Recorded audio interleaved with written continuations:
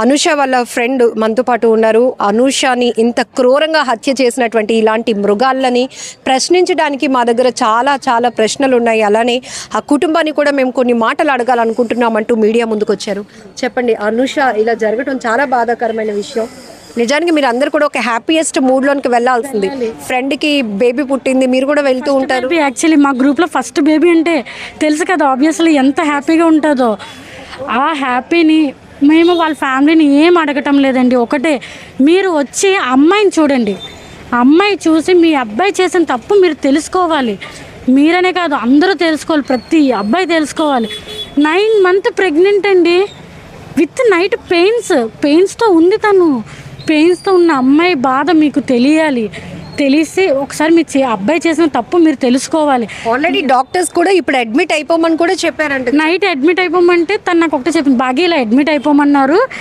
గని జ్ఞానేశ్వర్ని alias గని అని పిలుస్తాం మేము అంతా. తను కూడా మాకు అలా ఇంట్రడ్యూస్ చేసింది. యాక్చువల్లీ గని ఇలా చెప్తున్నాడంటే పిచ్చా, ఎవరైనా ఫస్ట్ క్వశ్చన్ నైట్ డాక్టర్స్ చెప్పినాక కూడా మనం ఎలా ఫాలో అవ్వకుండా ఉంటాం. ఓకే, మేబీ ఆపరేషన్ ఏమో మంచి రోజు కాదు, వాళ్ళకి సెంటిమెంట్స్ ఉంటాయి కదా, ఆపరేషన్ ఏమో నెక్స్ట్ డే చూస్తారేమో అన్నాం. అప్పటికి తను పెయిన్ వస్తుంది, పుత్త కడుపులో నొప్పి వస్తుందని కూడా మాకు చెప్పింది. డెలివరీకి ముందు లేడీస్ ఎలా ఉంటారో మీ అందరికీ తెలుసు. నాకు తన ద్వారా నాకు తెలిసింది. ఫస్ట్ తనే మా గ్రూప్లో ఫస్ట్ రెడీ టు డెలివరీ. తన ద్వారా మాకు తెలిసింది ఒక అమ్మాయి ఇంత పెయిన్. 9th month ఎండింగ్ వరకు నేను స్టిల్ వామిటింగ్స్. ఎప్పుడు ఫస్ట్ మంత్ నుంచి 9th month వరకు. ఎందుకు చంపేయాలి? వదిలేస్తే ఒక్క నైట్ నువ్వు వెళ్ళిపో, ఈ పాటికి ఇద్దరు హ్యాపీగా ఉందరు కదా, వదిలేసి వెళ్ళిపో. ఏదో అక్కడ చేస్తే అయిపోయింది అనేటట్టు ఉంటున్నారు. అసలు చంపేస్తే ఇంక అయిపోయింది, మనల్ని ఎవరు ఇంకేం చేయలేరు. చేసినా ఏవో వేస్తారు. వాళ్ళకి భార్యని, గర్భిణి అయిన భార్యని చంపేసిన నేను బాగా హ్యాపీగా బతికేవచ్చు అనుకున్నాడా? మేబీ తెలుస్తుంది కదా, మార్నింగ్ అంతా తెలుసు. చట్టాలు ఉన్నాయి, పోలీస్ వ్యవస్థ ఉంది, వీటి ఏటిపైన అతనికి కనీసం కానీ ఆ మనిషి పోనీ ఏమైనా ఎడ్యుకేటెడ్ కాదా? వెల్ ఎడ్యుకేటెడ్, ఎన్సీసీలో స్కౌట్, ఆంధ్రాకి ప్రెసిడెంట్, ఎన్సీసీకి ప్రెసిడెంట్ అంట. మాకు కూడా రీసెంట్గా తెలిసిందే, నిన్న పోలీసులు చెప్పారు. నేను విన్నా. అంత చెప్పిన మనిషి ఎడ్యుకేటెడ్ ఇలా చేస్తే అసలు వెల్ ఎడ్యుకేటెడ్ నువ్వు ఇంకొకరికి చెప్పాలి. కానీ నిన్ను నమ్మి ఒక అమ్మాయి వచ్చింది, నువ్వు వద్దనుకున్నా, నువ్వు క్యాన్సర్ అన్నావు, ఫలుడల టాబ్లెట్ కలిపావు, అయినా వద్దనుకున్నా నిన్ను నమ్మి వచ్చిందంటే గమనించి ఉండుంటే. పిచ్చిది నమ్మింది. ఫలుడాలు ఎవరు కలుపుతారు? మీ హస్బెండ్ తెచ్చినప్పుడు ఇంకెవరు కలుపుతారు? ఓకే, నమ్మావు. లాస్ట్ కాల్ ఒక్కటి, బాగా భయం వేస్తుందంటే నేను తీసుకుపోతాను కదా. నాకు ఇంకా స్టిల్ నైట్ నుంచి కళ్ళ ముందు ఉంటూనే, అంటే అదొక ఫీల్. ఇద్దరు ప్రాణాలు. ఈ 16th 10th month పాపం 10th monthకి ఎంటర్ అవుతుంది.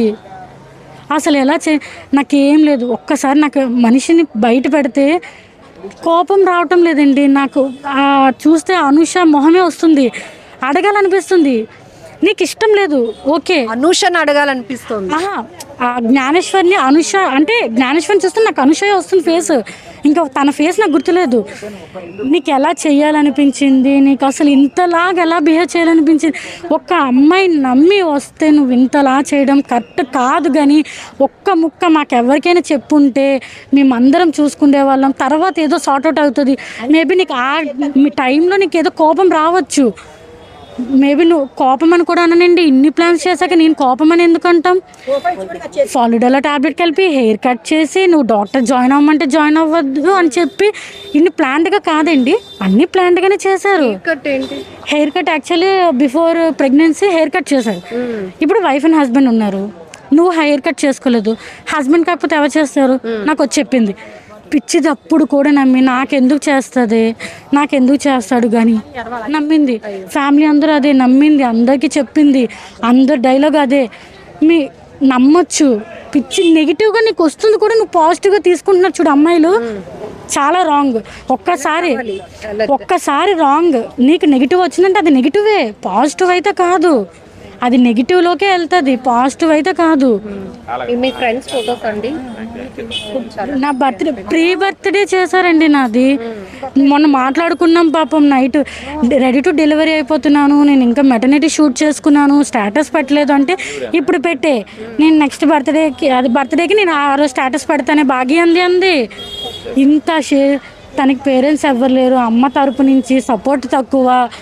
తను కూడా హెల్త్ అమ్మగారు మీరు చూసుంటారు లైవ్లో, తనకి సపోర్ట్ తక్కువ. భాగ్య గారు ఒక్క మాట చెప్పండి, ప్రతి ఆడపిల్లకి అమ్మ అవ్వటం అనేది ఒక పెద్ద వరం. కొన్ని గంటలే ఉన్నాయంటే టెన్షన్ వస్తుంది, ఒకవైపు పెయిన్స్ వస్తాయి, ప్రిపరేషన్ ఉండాలి. అదిగో వాళ్ళ అమ్మమ్మ గారిని కాకినాడ నుంచి రప్పించుకున్నట్టే నాకు తోడు ఉండవే అమ్మమ్మ, అన్నీ చూడవే అని చెప్పినాడు. మీతో కూడా ఏం చెప్పుకుంది అసలు? గర్ల్ కావచ్చు, బాయ్, బేబీ ఎవరు పుట్టినా ఏంటి తన హ్యాపీయెస్ట్ మూమెంట్? తనకంటూ ఫ్యామిలీ లేదు, తనకి ఎప్పుడు ఫ్యామిలీ కావాలనే చెప్పేది. నాకు జ్ఞానేశ్వర్ కానీ ఫ్యామిలీ సపోర్ట్ కావాలి, భాగ్య సపోర్ట్ కావాలి, ఈ టైంలో నాకు సపోర్ట్ లేదు. ఇప్పుడు ఒక అమ్మాయి 9 months ఇండివిజువల్ పెరిగిందంటే అమ్మాయి ఎంత ఇండిపెండెంట్, ఎంత స్ట్రాంగ్ ఉమెన్ ఆలోచించండి.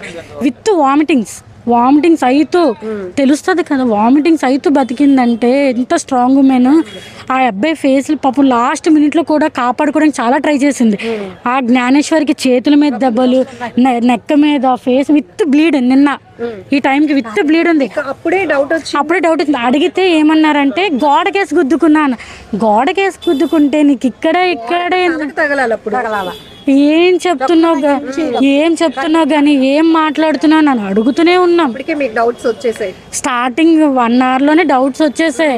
ఎక్కడో ఉండేది, ఏమో చేయడేమో, అంతగా నమ్మి వెళ్ళింది కదా. మాకు ఫస్ట్ నుంచే కొంచెం నమ్మి వెళ్ళింది కదా. ఇప్పుడు ఒక అమ్మ ఇద్దరు నమ్మి ఇన్ని వేసున్నారు చేయలేము అనుకుంటే తనే లాస్ట్కి ఒప్పుకున్నాడు, నేను చేశాను సరే అయిపోయింది. అయితే ఇప్పుడు ఏంటంటున్నాడు? అయిపోయింది ఇప్పుడు ఏంటంటున్నాడు? అంత ఈజీ. ఇద్దరు ప్రాణాలండి. అమ్మాయి నొప్పులతో ఉంది, ఆల్రెడీ పెయిన్స్తో ఉంది. అంత ఈజీగా, అంత టేక్ ఇట్ ఈజీగా ఎలా ఉంటారు మనుషులు? అస్సలు చెప్పారు ఒక మాట, మా ఫ్రెండ్స్ గ్రూప్లో రెడీ టు డెలివరీ అయిన అమ్మాయి అంటే మీరందరూ కూడా ఒక సెలబ్రేషన్ మూడ్లో ఉన్నారు, కానీ ఇప్పుడు పెళ్ళంటే భయం వేస్తూ ఉన్నారు. రీసెంట్గా బేబీ షవర్ చేసామండి. తనకి చాలా కోరికలు ఉన్నాయి, సపోర్ట్ లేదు. బేబీ షవర్ చేసాము, సరే ఇవి తినాలి అవి తినాలి అనిపిస్తే వెళ్ళి కుక్ చేసాము, ఇవి చేసాము. మాకు ఆ జ్ఞానేశ్వర్ అనేది డైరెక్ట్గా మాకు ఎప్పుడు అప్రోచ్ అవ్వలేదు. లైక్ అంటే ఇప్పుడు నా హస్బెండ్ని నేను బయటపడ్డంలో తప్పేముంది, కానీ తను బయటకు వచ్చేవాడు కాదే. జ్ఞానేశ్వర్ ఎప్పుడు బయటకు వచ్చేవాడు కాదు. ఇప్పటికి వచ్చి తను రీసెంట్గా అనుకుంటా మేబీ ఎందుకు వచ్చాడు, నా ప్రీ బర్త్డే సెలబ్రేషన్కి బయటకు వచ్చాడు. లాస్ట్లో కూడా నా కేక్ తింటుంటే షుగర్ వచ్చేస్తుంది, డెలివరీకి ముందు వచ్చేస్తుంది అంట. అంత కేక్ తినకంటే తినాలనిపిస్తుంది, ప్లీజే అంది, బతిమలాడింది. సరే తిను వదిలే అన్నాం. సరే తిను, నీకు నచ్చింది తిను, కానీ తక్కువ తిను అని కూడా చెప్పుకోవచ్చు. మా గ్రూప్లో ఫస్ట్ బేబీని చూద్దాము, ఫస్ట్ బేబీని, అది బేబీ అవని, గర్ల్ అవని, బాయ్ అవని చూద్దాము. ఫస్ట్ బేబీ గ్రూప్లో ఉన్నప్పుడు ఆ హ్యాపీనెస్ వేరు. ప్రతిదీ షేర్ చేసుకుంటుంది. ఎవ్రీడే కాల్ మాట్లాడతామండి, ఎవ్రీడే అక్కడ కాల్ పెట్టి ఎవరి పనులు చేసుకుంటాం, ముగ్గురు ఉంటాం. కాల్స్ పెట్టి ఫ్యామిలీ మెంబర్స్ దూరంగా ఉన్నారని లోటు తీర్చడానికి చేస్తాం మేము. నాకు ఎలా అంటే ఓకే తనకి దూరం మీ ఫ్రెండ్స్ ఉండొచ్చు కదా, ఏమైంది ఫ్రెండ్స్. నా ఫ్యామిలీ మా తమ్ముడికి రాఖీ కట్టింది, తనకి తమ్ముళ్ళు అంటే ఎవరు లేరు. ఫస్ట్ టైం రాఖీ కట్టింది మా తమ్ముడికి రాఖీ కట్టింది. అంతలా ఉన్నప్పుడు మన సపోర్ట్ కూడా ఉండాలి కదా. తను అంతలా మా ఇంట్లోనే ఉండేది కొన్ని రోజులు. తిను బయటికి వెళ్ళిపోయేవాడు, బయటికి వెళ్ళిపోతే మా ఇంట్లోనే స్టే ఉండేది. ఆడిపోయిందో మీరు చాలా. జ్ఞానేశ్వర్ చేతుల మీద ఇలా ఉన్నాయి రక్కులు, ఇవన్నీ ఉన్నాయి. కాపాడమని వదలమని తను నార్మల్గా ఉండుంటే ఈజీ అండి, ఫేస్ చేస్తుంది. అంత స్ట్రాంగ్ ఉమెన్, అంత ఇండిపెండెంట్ ఉమెన్. అప్పటికి పాపం చాలా మీరు అర్థం చేసుకోవాలి. అప్పటికి నైట్ నుంచి నొప్పి అంటుందండి, పెయిన్ అంటుందండి. అయినా అలా ఎలా చేయాలనిపించింది, అంత పెయిన్. మళ్ళీ ప్రతిదీ చెప్తాడంట మా మమ్మీ, నేను కడుపులో ఉన్నప్పుడు ఇలా చేశానంట. అలా నీకు మీ అమ్మ పడిన బాధ తెలుసు కదా, అలాంటప్పుడు నీ వైఫ్కి ఎలా చేయాలనిపించింది, నిన్ను నమ్ముకున్న వైఫ్కి ఎలా చేయాలనిపించింది? వీళ్ళు ఎంత ధైర్యంతో చేస్తున్నారో, మరి ఏం చూసుకొని చేస్తున్నారో. చేస్తే 2 రోజులు ఉంటాం బయటకు వచ్చేస్తాం అనేటట్టు చేస్తున్నారు, చాలా ఈజీగా చేసేస్తున్నారు. రియలైజ్ అయిపోయి తప్పు నాదే అంటున్నారు. తప్పు చేయడం ఎందుకు, నమ్మించడం ఎందుకు? అది అరేంజ్డ్ మ్యారేజ్ అవని, లవ్ మ్యారేజ్ అవని, రెండిట్లోనే మనకి రిస్కులు ఉన్నాయి కదా. భార్యాభర్తలు అన్నాక ఇంకా అది ఒక బాండింగ్. కానీ ఎవరు ఎప్పుడు నమ్మలేదని ఫైనలీ ఏం డిమాండ్ చేస్తారు? ఇట్లాంటి అసలు రిపీట్ కాకుండా ఉంటే బాగుంటుంది.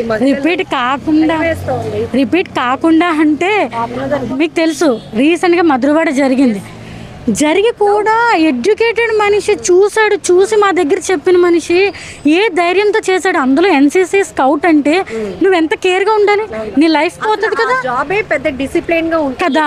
ఆ డిసిప్లిన్ ఏది నీకు?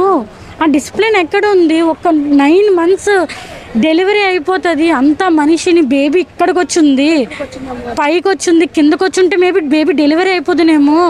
చెప్పకండి, భయమేస్తుంది. బేబీ పైకి వచ్చింది, అసలు చెప్పుకోలేనండి, అంత అలా ఉంది అసలు. సో ఇప్పుడు మా థింగ్ ఏంటంటే, ఇప్పుడు నిన్నటి నుంచి అన్ని ఛానల్స్లో చూస్తున్నారు. ఓకే, ముందు తెలీదు వాళ్ళ పేరెంట్స్కి, బట్ నిన్నటి నుంచి అన్ని ఛానల్స్లో చూపిస్తున్నారు, ఇంత మీడియా వచ్చి కవర్ చేస్తుంది. సో ఇంకా తెలీదా వాళ్ళ పేరెంట్స్కి? వాళ్ళు ఎందుకు రెస్పాండ్ అవ్వట్లేదు, ఎందుకు రావట్లేదు? సో మేము అదే డిమాండ్ చేస్తాం. అట్లీస్ట్ వచ్చి వాళ్ళ అబ్బాయి ఏం చేశాడో ఒక అమ్మాయి కానీ వాళ్ళు వచ్చి చూస్తే అట్లీస్ట్ తనకి తెలుస్తుంది. ఇలా ఇంకెప్పుడు ఇంకే అమ్మాయికి జరగకుండా ఉండాలి అంటే వాళ్ళ అబ్బాయి ఏం చేశాడు, వాడు ఎలాంటి వాడని తెలియాలని వాళ్ళ పేరెంట్స్ ఇక్కడ రావాలని మేము ఎక్స్పెక్ట్ చేస్తున్నాము. ఒక ఫ్రెండ్గా చెప్పండి, అనూష కోసం చాలా ఎక్కువ విషయాలు మీకు కూడా తెలుస్తుంటాయి. ఈ జ్ఞానేశ్వర్ చేసినటువంటి ఈ అతి క్రూరమైనటువంటి పని చూస్తుంటే అతని మోటో ఏమై ఉంటుంది? అనూషను వదిలించుకోవాలి, తర్వాత ఇంకొకరిని ఎవరైనా పెళ్లి చేసుకోవాలన్నా కట్నమా ఏంటి అసలు?